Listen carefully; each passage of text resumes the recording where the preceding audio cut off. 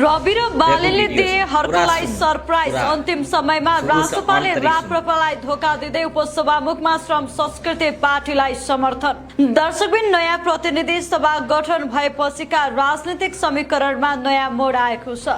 सरकार र रासपाको गतिविधिमा छिनछिनमा प्रश्न उठाउने विपक्षी भूमिकाका व्यक्ति हर्क साम्पाङ नेतृत्वको श्रम संस्कृति पार्टीलाई प्रतिनिधि सभाको उपसभामुख पदमा समर्थन दिने भएको छ। 7 जना सांसद रहेको यस पार्टीकी उम्मेद्वार रुबिना कुमारी ठाकुर उपसभामुख बन्ने दिशामा अघि बढेकी छिन्। रासपाको समर्थन पाएपछि उनलाई संसदको 2/3 भन्दा बढीको समर्थन सुनिश्चित हुने भएकाले उपसभामुख बन्ने सम्भावना बलियो रहेको छ।